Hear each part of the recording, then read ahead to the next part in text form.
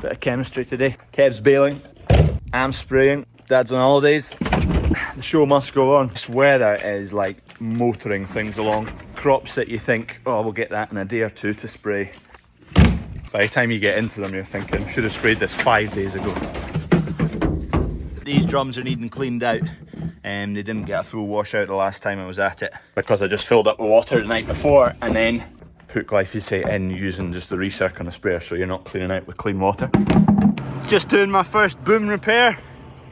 That's a shear bolt there, and I sheared it. Coming past that pole, I was on the brake back. Obviously it was too much force to push the brake back before I sheared that bolt. When you shear that bolt, your outside 6 metre section there becomes lopsided. That shears, then that whole piece can pivot, which allows the outside section, all 6 metres of it, just to fold round. So that's what happened there. To line it back up again, because that's under tension normally, you just undo that track rod. So we've done that. I need to put these stoppers back in on the boom there, because I thought that was originally how I might be able to sort it. These set where that 6 metre section comes to. So I took them out so it would give me a bit more slack that way, push this rod in the way, pushing this plate that way a bit to line up with the hole on this piece of metal, but it didn't go far enough. So anyway, I realised it was that rod that needed slackened, so we just need to tighten this nut up. Still a ways to go. Easy fix. Thankfully there's a pack of shear bolts in one of the storage lockers. Don't want that too tight, it needs to rotate a little bit. There we go, that'll do. And we are off and moving again. I'm in a field of OSR. Boom looks a bit wonky there, we'll get it straightened up. Quite a height up here. The only problem is getting through this damn crop. I made a wee path here. Get to the boom. I'm not going to be able to get that back in again now because it's under tension. Am I able to push that? I will be able to if I go into the cab and close the booms. I'm going to have to go into the cab and close the booms. Another bit of the learning curve. Don't take those bolts off. That's just a bump stop. Stop the boom coming any further than it needs to be. You can adjust that to make sure your boom's dead straight. Clack! And then the same with this one. It's just the bump stop on the top side. I set it to the same position it was in last time. There we go. Adjustable hammer coming in clutch. We're off ski to the races.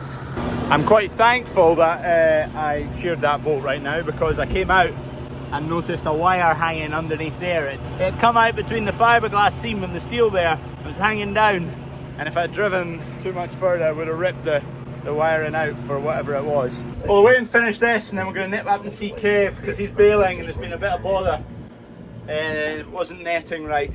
It's not the easiest to spot the tram lines here, which is a good sign of a good thick healthy crop. I'm just on the cusp of being a little bit too late into this crop actually, especially further on that side and on the braes of the hills. There's quite a few pods splitting that I'm driving over. Once you get to the end rig you can see, so I'm probably just a few days late, but it had a right green streak through the middle here. I kind of wanted to leave it a bit longer, but I maybe shouldn't have. Too late now. See that wee white tufty stuff? That's pods that have split open that I've driven across. So everything in those white pods is gone. Absolutely gone. Lying on the floor, lying on the ground.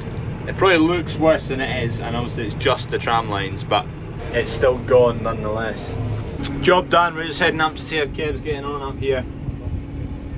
Been onto the phone to Jamie from McHale about the baler. It's not going right. So they said they have been having a wee bit of problems with one of the rollers which feeds the net in. It's been getting a bit waxy, and they've been having a little bit of bother in the conditions, the heat on winter barley straw. So Kev's up the net wraps to 4 wraps per bale, 4 times round the bale, and it is working at that.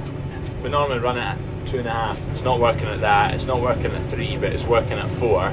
It's Sunday evening now. Jamie would come out if I asked him to come out. He said he would. I said we'll just keep going at 4 wraps a bale this evening, because there's rain coming tomorrow, so I'd rather get the straw baled, and then he's going to come out first thing in the morning and just give a once over in the machine. check sensors and whatnot. Conditions are not just plain ball. It was full from the rut and punched down the ground. You can see there's a few bales there that have not played ball. There's another one. We'll just, next week, once there's a bit of moisture kicking about, we'll just burn them. Don't fancy burning them right now. The whole field will be alight. There's quite a few bales in this field. I'll need to ask Kev how many he's done so far. Nice looking bales, aren't they? Uniform. Quite a lot of straw in there, but... Whoa, Jesus. Fair chunk of straw in that, it's quite heavy. I'll roll it back over because it's going to rain, don't want moisture getting in there.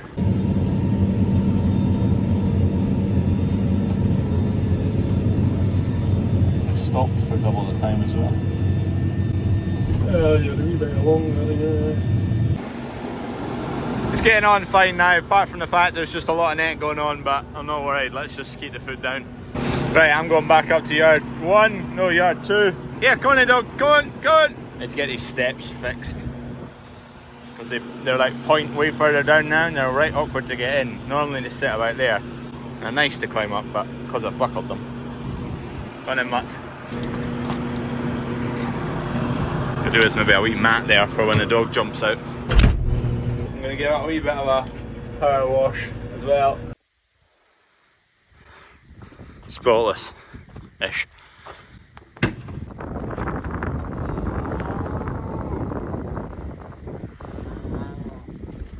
Good morning, coos are getting a shift from over there to behind me here where there's a bit more grass. You always get a right good look at all the cattle when you shift them because they're all moving and they're all going right past you. The stragglers. Getting big, getting big. There we go, I'll leave them to it. Yeah, you get in about that mineral bucket, get licking. Position sensor here on the combine had failed, don't know what happened to it. I was going to get a spare because one went last year as well, but they're 130 quid, so I didn't fancy getting a spare for 130 quid. The combine did the same thing last year. Position sensor on the auger went and it basically just doesn't know where it is. It failed at the end of the first field this season, so we just put a new one on it. It'll need wound all the way out, all the way in to kind of find its position. Hopefully that's it solved. Bit annoying though, the exact same sensor went last year, so I don't know if there's something that's throwing it off or not. Seems to be all the way open. See if it shuts and opens again into the right position. Good shed for doing this. Seems pretty good to me. Lee's just been out to the combine there, so we're up and running again. Lee's not sure whether it was the sensor or not. Obviously we've put a new sensor on it and it needed a calibration, so he thinks maybe the sensor's just been pushed out of line with a bit of a branch, which makes sense because the field we went to last was up a track and it was needing cut back and we've not cut it back, so the sensor could easily have got hit by a branch. He's calibrated it for us, it needed plugged in, you can't do it on the screen, which is a bit annoying because a neighbour of ours named Finley, their combine, he says you can on the screen calibrate the auger, but on ours you can. Whether it's needing a software update to be able to do that or not, I don't know, but Lee was in the area anyway, so he nipped up, calibrated it, and we're away again. Just getting this dresser unloaded. Because I use the trailer with ramps in the back, I need to get it hoisted up to get this trailer out. It's the only way you can get this machine in here. I think everything should clear now. Just dropped in grain pusher and bag lifter to Tullabarden and collected auger bucket and bale spike. And then that's us donezo for attachment changes. And then we've just got one more forklift, the old forklift, to change the headstock on, which is lying in the grain shed, ready to do. I've just been power washing this because it's going tomorrow. I have had this Can-Am Traxxter 9 for 3.5 months now. I'm honestly never out that machine. I've done just shy of 1900 miles in it in 3.5 months. I'm going to be a wee bit lost without it for a week, but I can't really say no when they're being kind enough to put another one out to me. So I need to empty out the back, clean out the back there, get my toolbox out, which is a silly toolbox from ATV Services as well. They're treating me well. Thank you very much. So Defender might get a bit more action again, but it's not the same for nipping about the fields. You'd miss that more than me. No comment. No comment. Anyway, cheerio for a week. Goodbye. And I almost got it fully cleaned. The cab still needs a wipe down. I got it blown out with the airline. I gave it an hour power wash on the outside. Oh, cheerio. That machine is for sale, by the way. It was originally sold, but they didn't get it away from me in time. The guy who bought it decided he would just buy a new one because he could get it quicker. So if you're looking for a good deal for an ex-demo machine that's been treated with care and handled by the most experienced 4x4 driver known to man, get in touch with ATV Services. And the combine has just made a start. We are cutting barley at 19-20% moisture, which is pretty grim. Second day of harvest and we're already resorting to 19%, 20% and getting the combine out. Ridiculous. Ridiculous. Clearing up some wood chip that Harvey collected earlier. We're also keen to get any wood chip out of the shed, so Dad is in there shoveling. It is getting rather tight. Looks like a lot of space, but you have to get the bucket tipped. And that happens. Not that I have ever hit that and caused any damage up there. I blame everyone else. The boom does have a little bit of plaster on it. I don't know where that's come from. We've really just bit the bullet and jeez, going for it. Dad and I were away up in Aberdeenshire at Farmley, actually, speaking about eggs, and then into Soil Essentials on the way back down. Kenny's been in hacking down some silage. We're combining at 20%. Tomorrow's to be an alright day, but after that's too wet, so I hope we get the silage in. I hope we get everything in. We're gonna get it all in, which I was surprised about. That is by a country mile the most we've squeezed in there. The digger's in the path of the flipping grain dryer. It was covered in chaff, so I'm just shifting out of the road. Shove it on the grass over here. This is our last holiday ice cream and we're back to farming tomorrow.